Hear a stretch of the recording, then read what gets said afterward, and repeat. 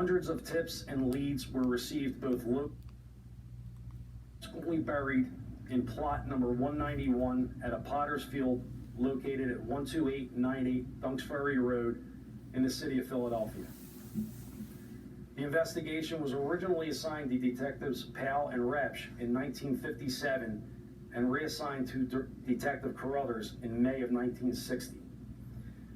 Hundreds of tips and leads were received both locally and nationally from around the country. These tips were diligently followed up on by investigators. None, however, would lead them to the positive identification of the child. On October 30th, 1998, a court order was obtained to have the child's remains exhumed. A post-mortem examination was performed, and the child was subsequently reinterred at Ivy Hill Cemetery, located in the Cedar Brook section of Philadelphia. Portions of the remains were retained for future testing. DNA testing was performed at that time, but yielded no new leads in the investigation. For over 6 decades, the case was continuously investigated by members of the Homicide Unit who worked in concert with the Medical Examiner's Office, the Forensic Science Bureau, the VDOC Society, the National Center for Missing and Exploited Children, and many other local, state, and federal agencies. This investigation had come to be referred to as the boy in the box, and the child who was the subject of this investigation was referred to as America's unknown child. Homicide investigators, along with members of the Medical Examiner's Office, conducted a review and assessment of investigations involving unidentified victims to determine which of those may benefit from the application of modern forensic techniques. It was determined that the case of the unknown child, OME number 57-0863, would benefit from the application of such modern forensic techniques. The portion of the remains that were in the possession of the Philadelphia Medical Examiner's Office were determined to be insufficient in order to obtain the required DNA to apply these modern techniques. In homicide cases such as this, extreme difficulty lies in the fact that rarely can they be resolved and the offender ultimately brought to justice until the victim is first identified. With that in mind, on April 24th of 2019, an additional court order was obtained to have the child's remains exhumed once again. Forensic anthropologist Dr. Washburn examined the remains and was able to obtain the required amount of DNA to apply modern forensic techniques. The child was reinterred, and portions of the remains were retained for future testing. Contemporary forensic applications and techniques, including genealogical DNA testing and inquiries, were made with the assistance of genetic genealogists. The results of the DNA testing were uploaded to DNA databases, and the results were interpreted by the genealogists involved in this investigation. Based on the interpretation of the results by the genealogists, detectives were able to locate and make contact with possible relatives of the child's family on the maternal side. Through further investigation and additional testing, the genealogists involved in this investigation were able to establish the identity of the birth mother of the unidentified child. A court order signed by a Court of Common Pleas judge to obtain the birth records, death records, and adoption records for all children born to the established birth mother between the years 1944 to 1956 from the Pennsylvania Department of Health, Bureau of Health Statistics and Registries, Division of Vital Records. There were 3 responsive results based on this order. 2 of the results were birth certificates for children born to the established birth mother during that time frame who were previously known to investigators, one of whom provided DNA and was matched previously by the genealogist. The 3rd result was a birth certificate for a male child born to the established birth mother in 1953, which could be consistent with the approximated age of the unidentified child. The birth father was listed on the birth certificate for the male child born in 1953. Based on research by detectives and the genealogists, a male was discovered who could possibly be the birth father of the unidentified child. Detectives were able to locate and make contact with possible relatives of the child's family on the paternal side. Through additional testing, the genealogists were able to establish the birth father of the unidentified child. A request was sent to the Social Security Administration Office of Inspector General to determine if a Social Security number had ever been issued in the name of the child. The response from the Social Security Administration was that there had not been. Homicide investigators Detective Bob Hesser and Detective Greg Santamala, as well as Forensics Laboratory Manager Ryan Gallagher, met with Dr. Albert Chu of the Medical Examiner's Office. Dr. Chu was apprised of the aforementioned facts. Dr. Chu also consulted with the genetic genealogists involved in this investigation. Dr. Chu indicated that based on the facts presented and the conclusions of the genetic genealogists, the death certificate for the unknown child, OME number 57-0863, would be amended to reflect the child's birth name, Joseph Augustus Zarelli. Joseph's date of birth is January 13th, 1953. Before I turn things over to our Chief Medical Examiner for the City of Philadelphia, Dr. Constance D'Angelo, I would like to address 3 questions which I believe most of you would like an answer to. The first is going to be, who are the child's parents and what are their names? At this point in time, we are not going to be releasing that information.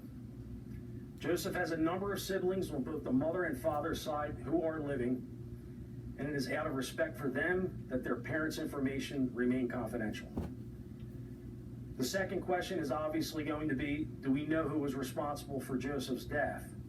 The answer at this time is unfortunately no. We have our suspicions as to who may be responsible, but it would be irresponsible of me to share these suspicions as this remains an active and ongoing criminal investigation. The third question, I believe, is going to be, are you currently working on any additional unidentified persons cases? The answer to that question is going to be yes, we absolutely are. There is an ongoing effort to apply the technology and techniques used in this investigation to other unknown human remains cases. These investigations involve victims of homicide, cases deemed to be suspicious in nature, as well as accidental or from natural causes. A team of investigators from the Homicide Unit's Cold Case Squad, our Special Victims Unit, Long-Term Missing Persons Squad, Forensic Science Bureau, the Office of the Medical Examiner, and the District Attorney's Office meet on a weekly basis to review and identify cases that would benefit from the application of these techniques to further their respective investigations. There are currently more than a dozen cases in progress right now, and as leads are developed, they are pursued by investigators and worked on by other members from the group. I'll now turn things over to Dr. D'Angelo.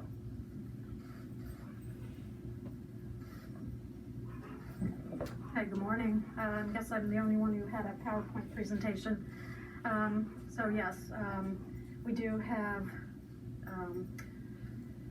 the child who's known as the boy in the box. He was our case number 863 of 1957. Just so you can see a little review of DNA. DNA was actually discovered way back in the 1800s. By 1953, we knew the structure of DNA, but that's as far as DNA technology had progressed. So in 1957, Dr. Spellman had these other methods of identification available to him to try and pursue who this child was. Visual identification was one of the main forms how we identify people, and that remains the case even up to today. Since this was a child, they actually did take his footprints, and there were attempts to match this child's footprints to some possible leads. So the footprints that were taken at birth, they were actually looked at. Hair comparison, that was also very big in this case. There were hair fibers that were found on the child, and then also some of the items that were found with the child or nearby. Unfortunately, it's really just, yes, this could be from the child or this could be from someone else. So it doesn't really identify who the person is. There's also the ability, if this child had had any sort of x-rays, that the x-rays could be compared. In this child's case, they did use the x-rays to help give an age range for this child, because as it was said, he appeared very malnourished, which would then mean he would look much younger than his actual age. Next slide, please. So in the 1950s, after this case was discovered, the newspaper clipping on the far right, that was actually in the paper. It is a photograph from the time of autopsy and the particulars relating to this child. And again, the hope was that someone would come forward. There were some scars noted on this boy's body, and Dr. Spellman believed that this meant that this child had undergone intravenous fluid administration when he was very young. And so this information was put out, and all of the different hospitals were contacted to see if they would go through their records to see if they could match up anyone. And then the poster was actually one that was provided by the Enquirer. It was posted all over the city, and it was also included in the gas bill that was mailed to Philadelphians. Next slide, please. Two other techniques that were tried on the far right. A death mask was actually also made for this child, and one of the medical examiner investigators actually retained this mask, and when he would go follow up on a lead, he would have that mask with him. The other photo of the boy, this is actually the body of the child. They did dress him. They put him in a pose so that this might trigger someone to recognize this child, because now he's clothed, he looks sort of natural, and they were really hoping again that someone would come forward and identify him. Next slide, please. So again, they did take his footprints. They did try and match to several leads that they had, but it was not a match. Let's see, the other thing, they had the police cadets and other police go to all the orphanages and foster homes to make sure that all of the children in those facilities were accounted for. And then the last clipping is about a handkerchief, which seems to possibly be a red herring, but at the bottom, you'll notice that at that time, people were actually allowed to come into the medical examiner's office and visually look at the deceased body. And there were a number of people who did come forward to look at the child, and then either investigators from the ME's office or from the police department actually followed up on those leads. And those children who were suspected of being this child were found alive. Next slide. So over the years then, we did have advances in DNA, and by 1992, it had progressed to the point where there were commercialized kits to do the DNA fingerprinting. And so that led to the decision to exhume the body again in 1998 to try and get additional material for DNA testing. The case was also uploaded into NCMEC in 2014, and again in attempts that someone, not in this part of the country would recognize this child and come forward. And then finally in 2019, the body was again exhumed to obtain additional samples for DNA, which after many years was actually successful. Thank you. Oh, I'm sorry, I'm introducing Ryan Gallagher from the Office of Forensic Sciences. Good morning, everyone.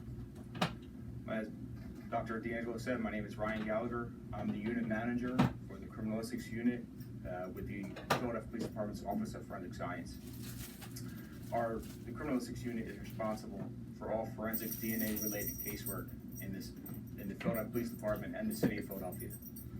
The unit maintains a state-of-the-art DNA laboratory, performing traditional forensic DNA analysis, modern rapid DNA technology, and coordinate all other DNA testing for the city and police department.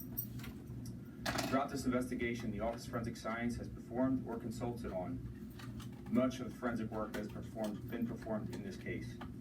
Several attempts using forensic DNA technology to identify the boy have been made over the past 20 years. Specifically, the boy's DNA profile was entered into CODIS and searched continuously for matches to immediate biological relatives. CODIS is the acronym for the Combined DNA Index System, which is managed by the FBI and is the National DNA Database. This database is used to search crime scene samples and compare to DNA reference samples to solve criminal investigations.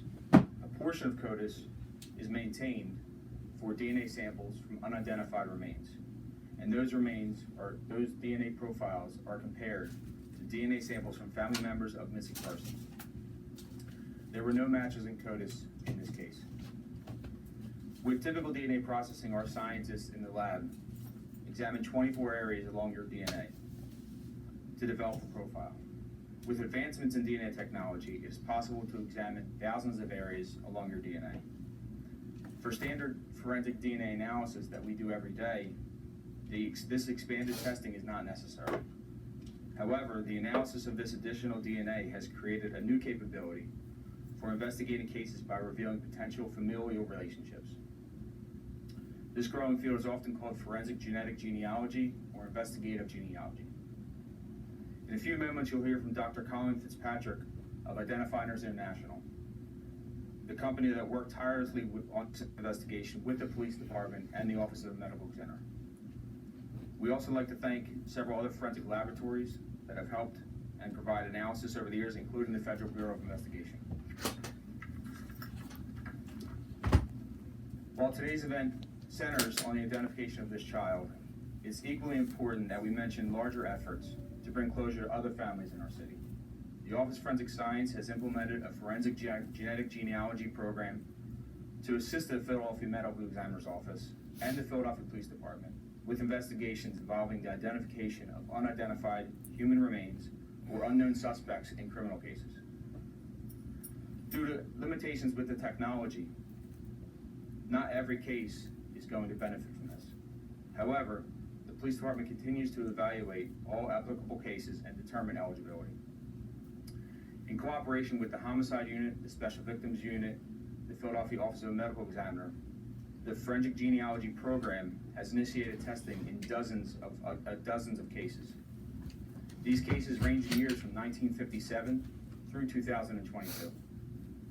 The program emphasizes a collaborative effort between forensic scientists and detectives to uncover and follow up on investigative leads.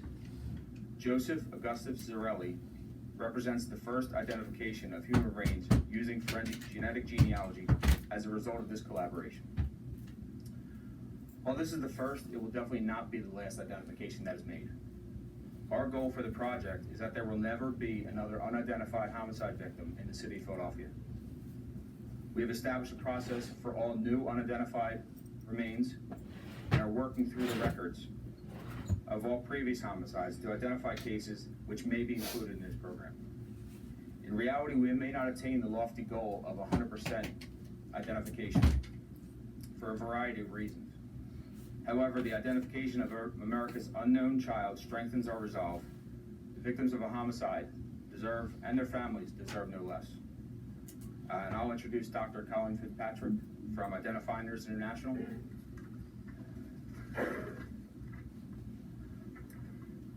My name is Colleen Fitzpatrick. I'm president of Identifinders International. I want to say this was the most challenging case of my whole career. It took 2.5 years to get the DNA in shape. It was so bad. To get to the point where we could create SNP data that we could use for genealogy. Our success was a cooperation among experts from several countries. This was an international program. And the good news is that the technology that we push forward is giving hope to other unidentifieds whose DNA is thought to be beyond the technology of modern horizon. Modern horizon of technology. Maybe it isn't, after all. There's so many people I'd like to thank. I'd like to thank first Detective Bob Hesser, who was just so patient and did so much investigative work on that side of the forensic genealogy. I would like to thank the Philadelphia Police Department and the Philadelphia Medical Examiner's Office for all the resources that they've devoted over the decades to this case. I'd like to thank the National Center for Missing and Exploited Children and the VDOC Society for keeping the case alive for so many years. The International Commission for Missing Persons in The Hague for their guidance, their expertise, and the networking they did to send us in the direction of the experts who made this happen with us. Those experts, some of them wish to remain anonymous, and I will honor that, but they know who they are, and they're probably watching right now, so thank you.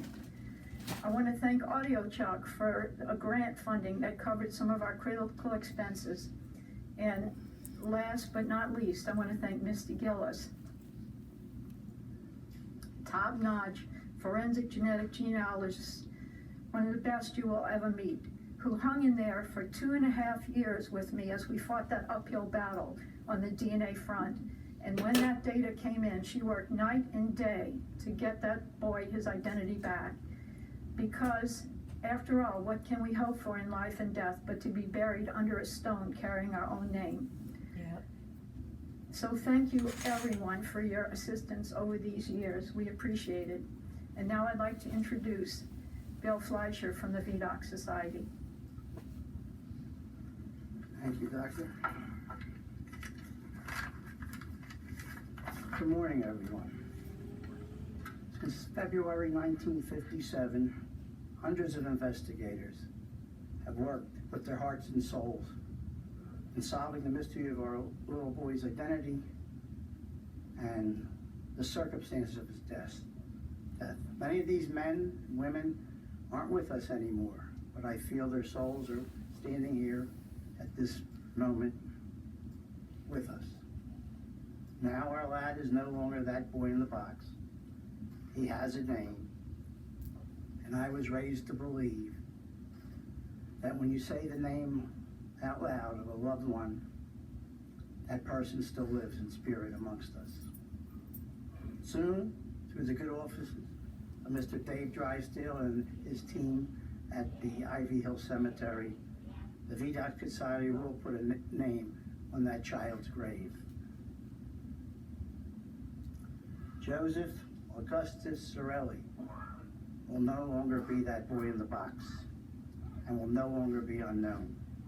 On behalf of the VDOC Society, I want to thank the Philadelphia Police Department, Police Commissioner, the homicide detectives throughout the years, the medical examiner's office investigators, Dr. Colleen Fitzpatrick and Misty Gillis, the National Center for Missing and Exploited Children, and all the people of the media and the public who throughout the years have tirelessly kept this story alive and contributed greatly to putting the name on his gravestone.